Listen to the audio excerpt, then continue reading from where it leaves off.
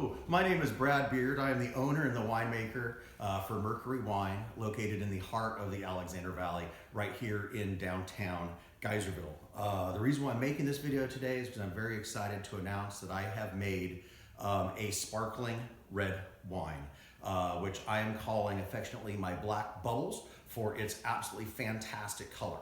It just so happens that I made it out of Alexander Valley 100% Petite Sirah.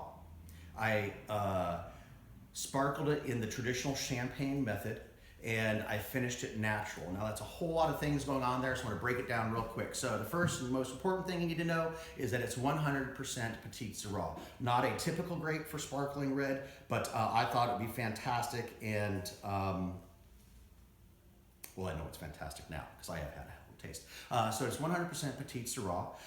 It's made in the champagne method. What does that mean? Is that I got the grapes, I squished the grapes, I fermented them, I finished it complete, and then we put the wine in the bottle. But before we put a cap on it, we added in a little bit of yeast and a little bit of sugar, and then we put a cap on, and then that started a secondary fermentation, and that secondary fermentation is what gives you those absolutely delicate champagne-like bubbles.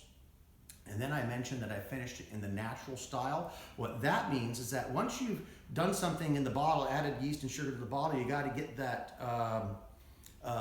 yeast out of there, or else it will make it a cloudy wine, and we don't want that to happen. So when we disgorge it, we just freeze the top of the bottle. We remove a little 2-inch plug, and when we do that, we get the yeast out, but we also lose a little bit of wine, and so you have to add wine back in. And a typical wine you would add back in would be Chardonnay, it'd be Pinot Noir, a little bit of brandy, maybe some sugar.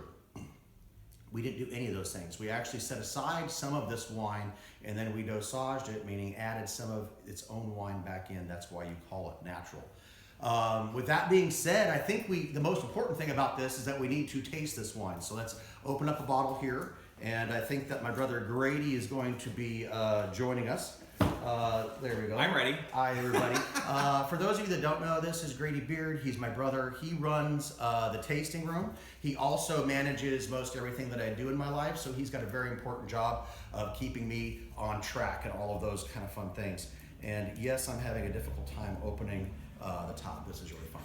I've only opened millions of them. There we go. Perfect. Another thing that I wanted to show you really quick, just we made a beautiful wine, so we wanted to have a super sexy package. I don't know if you can see this or not, but we've created a whole new label with a beautiful shimmery wing on there. I don't know if you can see it, but it is absolutely fantastic. So here we go.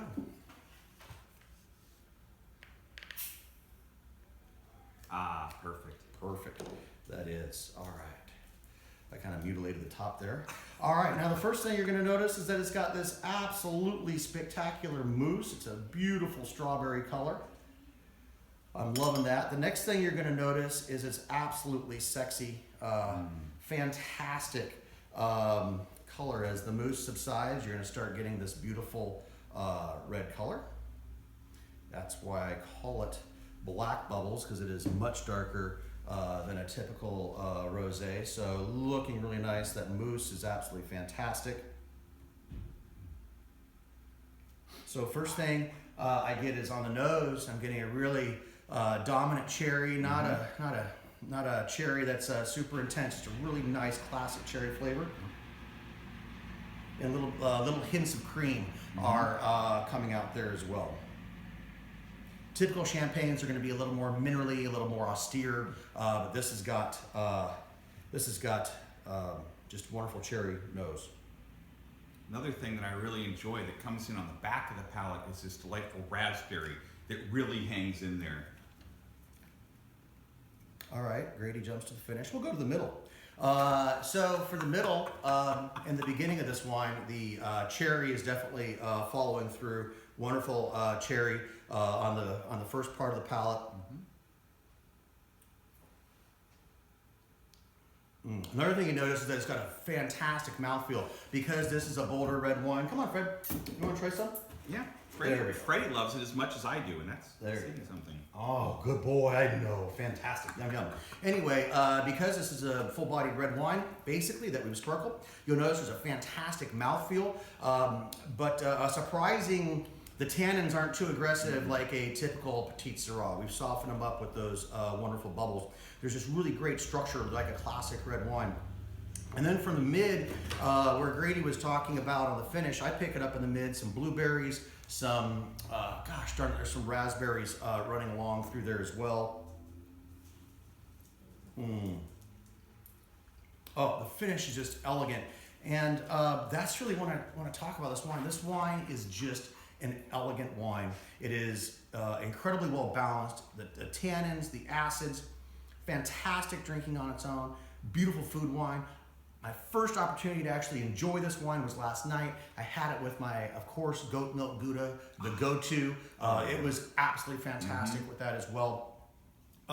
So anyway, there it is. There is a wonderful sparkling Petite Sirah from the heart of the Alexander Valley. For those of you that actually pre-ordered this wine, good news for you, since we got the wine yesterday, it is on the road. So you can start tracking that right now. For those of you that didn't pre-order, we do have it available in the tasting room. We are going to be pouring it every day, so so the folks from the Bay Area can come on up and get a little taste of this wine and purchase it. And for those of you from around the country, if you order within the next 24 hours, I can pretty much guarantee I can get it there before December 24th, so you can have it for Christmas. If not, it will absolutely be there for you for New Year's. So anyway, so no matter what kind of holiday you're celebrating this year, I really want to say from the bottom of my heart, like, I hope this is the best one that you've ever had. And for all of my friends and family